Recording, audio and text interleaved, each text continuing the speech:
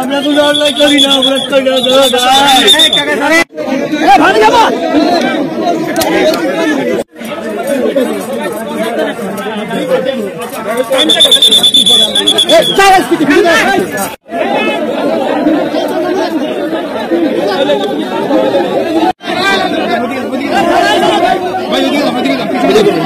Video করে না, video অনেক পাবেন জান।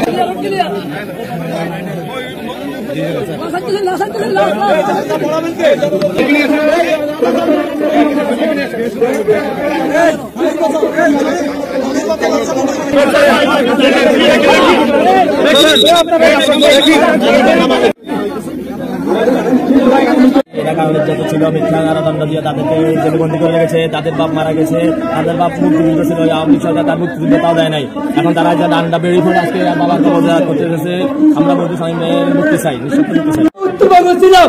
আমরা যদি মিথ্যা মামলা দিয়ে আজকে মৃত্যুদণ্ড সারা দিয়া আমরা জেল কাটতেছি, এই যে বডিসের মধ্যে ছেড়ে থাকতেছি, আমাদের কোনো দোষ নাই।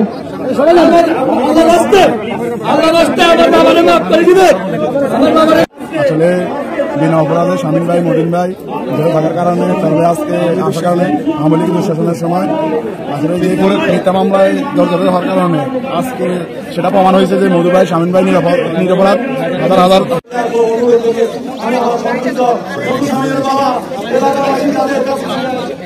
সবাই আল্লাহর হস্তে ওনাকে ক্ষমা করে দিবেন। আমাদের থেকে নিয়েছেন।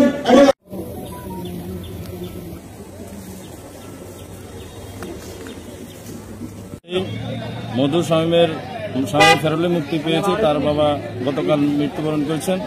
আমরা তার বাবার জান্নাত কামনা করি। পাশাপাশি তাদের নামে যে মিথ্যা এবং পরমায়সী মিথ্যা মামলা দেওয়া হয়েছে, অতি বিলম্বে সেই মিথ্যা মামলা প্রত্যাহার করে তাদেরকে মুক্তি দেওয়া হোক।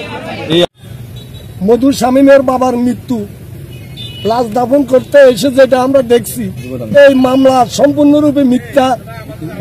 মামুন মারার এটা হলো তাদের চাঁদাবাজির টাকার ভাগাভাগিরে কেন্দ্র করে দুপুরবেলা যাবত খাওয়াইছে নোমানের জন্য।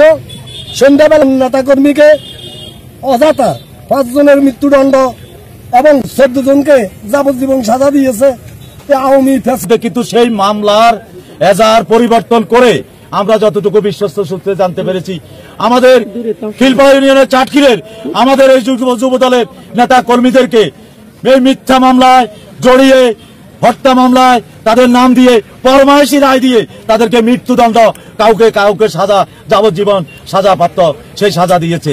জানা যে আমরা করেছি, আমরা সবার কাছে দোয়া চাচ্ছি আল্লাহ যেন ওনার জীবদ্দশায় যে ভুল ত্রুটি করেছে এগুলো ক্ষমা করে দিয়ে জান্নাতের উচ্চ মাকাম দান করে। তাদের মৃত্যুদণ্ড দিয়েছিলেন। আজকে আমাদের নেতা ব্যারিস্টার মাহবুবউদ্দিন খোকনের সহযোগিতায় প্যারালালে তারা মুক্তি পেয়েছেন এবং এই অঞ্চলের মানুষ স্বতঃস্ফূর্তভাবে উপস্থিত হয়ে জানান দিয়েছেন যে তারা নির্দোষ ছিলেন এবং তাদের এই নির্দোষতার প্রমাণ হয়েছে। আজকে এই অঞ্চলের সমস্ত স্তরের মানুষ এখানে উপস্থিত হয়েছেন, সমবেদনা জানাচ্ছেন। আমি আবারও আপনাদের সকলের কাছে যারা আজকে এখানে উপস্থিত হয়েছেন এবং এই মিডিয়ার মাধ্যমে যারা দেখবেন সবার কাছে একটাই আবেদন, আপনারা দোয়া করবেন।